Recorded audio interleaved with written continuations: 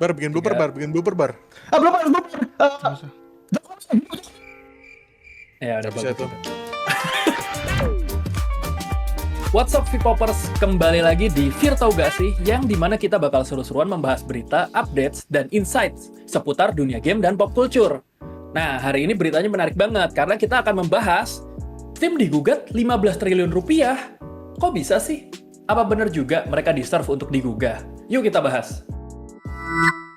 Kayak tadi Wibi bilang, Valve kena gugatan di Inggris senilai sekitar 656 juta pound atau sekitar 15 triliun rupiah. Steam dituduh mengenakan komisi 30% yang berlebihan pada setiap pembelian game dan konten tambahan di platform mereka. Tuduhan ini datang dari hukum internasional yang menilai bahwa posisi dominan Steam di pasar digital membiarkan mereka menetapkan harga tinggi tanpa persaingan yang efektif. Sehingga konsumen akhirnya membayar lebih dari yang seharusnya. Agak tolol sih sebenarnya itu poinnya. Gue lanjut lagi ya. Kenapa 30% itu ada? Valve dan banyak platform distribusi digital lain sejak lama memakai persentase sekitar itu karena dianggap sebagai standar industri yang menutupi biaya infrastruktur, pembayaran, dan layanan komunitas yang mereka sediakan. Valve sendiri membela model ini di pengadilan, menunjukkan bahwa platform seperti Steam harus menyediakan sistem pembelian dan distribusi yang aman dan mudah untuk jutaan pengguna. Jadi ada yang mengatakan Steam itu menggunakan teknik monopoli seperti yang dikatakan Vicky Shockbolt itu kan. Tapi sebenarnya ini tidak bisa disebut monopoli. Mungkin disebutnya dominan banget lah. Jadi kalau kata hukum, monopoli itu kan kayak menutup akses pasar, kompetitor nggak bisa masuk, konsumen tidak punya pilihan. Tapi Steam itu nggak memenuhi syarat itu. Dia bisa kok beli game di tempat lain, di Epic misalkan, beli di GOG, bahkan langsung di publisher juga bisa. Steam nggak bisa kayak nutup jalur itu. Jadi sebenarnya ini lebih ke dominan. Nggak kayak di film-film yang langsung dimonopoli semua tempatnya jadi ketutup. Begitu guys. Jadi gue mau namain sedikit nih tentang yang kenapa mereka ngesu bahwa lu tuh nggak bisa beli DLC dari platform lain. Misalnya lu punya The Witcher 3 di Steam, abis itu lu mau beli DLC-nya di Epic gitu misalnya. Nah itu nggak bisa karena itu termasuk dari DRM. DRM adalah Digital Rights Management. Jadi si developer itu punya deal masing-masing sama setiap platform itu. Karena bisa jadi cara dia manage filenya di Steam sama di Epic itu beda. Jadi nggak bisa di-combine. Ada beberapa yang bisa ya. Ada beberapa developer emang yang ngebisain itu. Tapi nggak banyak. Plus juga misalnya lu bilang kayak gini nih contohnya kayak itu tapi di Uplay bisa bang kalau lu punya di Steam. Nah iya, tapi karena misalnya gamenya spesifik ke Ubisoft ban, lu cuman bisa di Uplay juga. Nggak bisa di Epic kan, nggak keluar gitu. Misalnya lu punya DLC AC Valhalla gitu kan, di Epic nggak keluar. Cuman di Steam sama di Uplay-nya. Jadi gitu guys. Jadi termasuk dari license mereka beda. Foldering juga tuh yang basic foldering dari gamenya tiap dari store itu beda. Dan Digital Rights Management. Sama cut-nya juga beda. Cut potongan profit buat ke Steam sama ke Epic aja beda. Jadi itu kenapa nggak bisa lompat-lompat platform gitu guys. Ah, ya dari yang gue tangkap sih, kesannya nggak tahu ya. Kayak jatuhnya ada kecemburuan gitu sama ini dari platform-platform lain atau tempat lain. Kalau gue sih sebagai pengguna, malah Steam itu emang yang paling bagus gitu kan. Kan gue beli game sebenarnya nggak di Steam doang juga kan, bisa di platform-platform lain juga ada kayak di Epic gitu. Tapi emang fitur paling lengkap di Steam gitu. Ease of access sebenarnya sekarang udah enak sih semua gitu kan. Terus personalization-nya juga.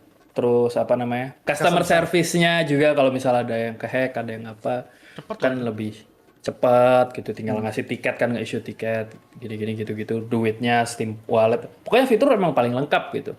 Jadi menurut gue harusnya platform lain tuh kalau emang mau bersaing dan emang dibolehin sama Steam gitu loh. Kalau emang mau beli tempat lain, beli aja tempat lain, cuman mau nggak kitanya gitu kan. Kalau misal tempat lain lebih bagus ya pasti kita juga udah ke tempat lain kan.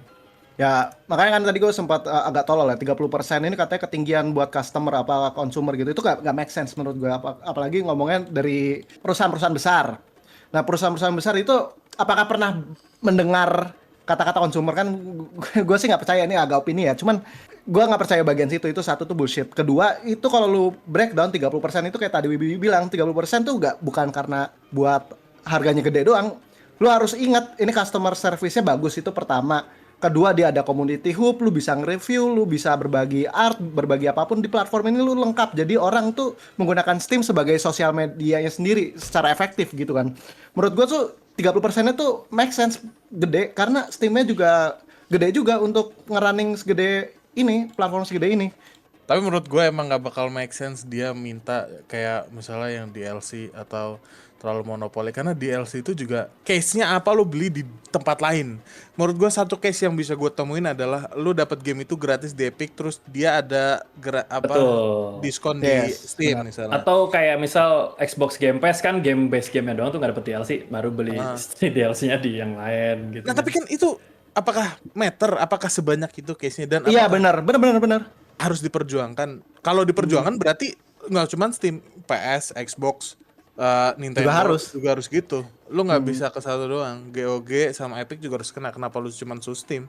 Dan itu kan ya bagi-bagi lagi. Misalnya lu beli di Steam si developer cuma dapat cut 30%, tapi lu beli di Epic 90%. Nah, itu juga udah beda kan dealnya si developer sama si Epic. Tapi cuman Epic doang loh by the way. Emang Xbox cuman sama Epic. Sony 30% juga sama. Jadi Iya, lu ngomong emang apa cuma itu. gitu.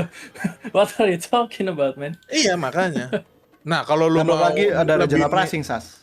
iya kan? Nah, kalau lu mau lebih niche lagi, menurut gua itu sih dia bisa ngesu kenapa cuman ada PSN doang? Kenapa si PSN nggak boleh ada versi lain dari store-nya di PSN itu? Bukan gue nggak bilang fisik ya, digitalnya gitu. Kan nggak make sense ya. Pasti kan beli di PSN gitu loh orang.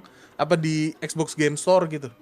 Itu kan lebih monopoli nggak, misalnya lu nggak bisa beli versi digital dari platform lain gitu, maksudnya di situs lain gitu, misalnya lu PS5. Tapi kan itu nggak make sense kalau lu beli di situs lain kan, karena nggak bisa. Aneh ini, makanya dia ngesu apa. Nah, jadi gini, kalau untuk Su, kita kan balik ke yang nge-Su adalah Vicky Shotbolt ya kan. Dia tuh orang Inggris. Jadi, dia itu salah satu dari founder atau CEO Parent Zone. Apa itu Parent Zone? Kalau di Inggris itu Parent Zone itu buat yang melindungi anak-anak di bawah 16 tahun, ibaratnya. Nah, dia menganggap kalau si Valve itu nggak adil. Karena satu gigantic korporasi yang megang satu pasar, kok bisa dia mengendalikan misalkan gaming ya, mengendalikan gaming itu loh. Nah, Iya, PC masalahnya gaming. ini gak relevan karena dia itu menurut gua dia itu nggak ngerti pasar gaming. Karena dia ngeklaim dia mewakilkan 14 juta pemain di Inggris. Gimana caranya? Oh, ada orang Inggris nih yang nggak tahu apa-apa. Tau nggak lu kan di ini direpresentasikan oleh diwakilkan. Iya. Lah, mana gua tahu gitu kan. Nah, jadi kata gue ini dia nggak bisa ngewakilin semua gamer menurut gua. Dan mungkin ada kepentingan sendiri nih si Shotbolt ini. Sangat nggak ada korelasinya.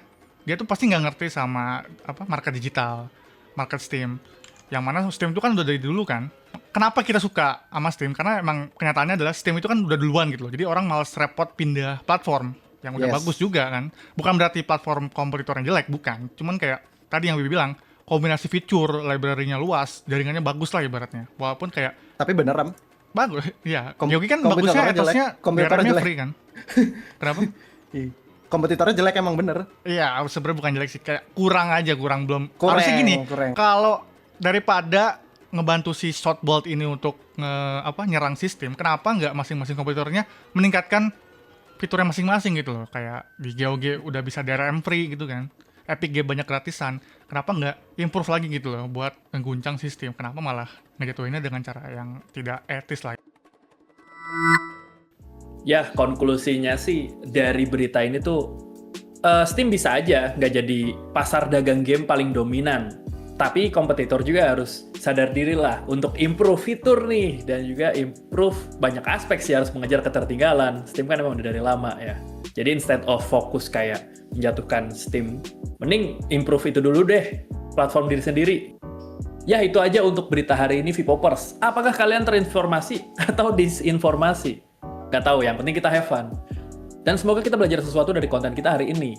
Terima kasih untuk semua yang udah nonton sampai akhir. Jangan lupa like dan sub, itu bakal bantu kita banget untuk ngonten lebih jauh. Sampai di sini aja. Vpopers. Sih, ngarang lu. Bikin sendiri lu.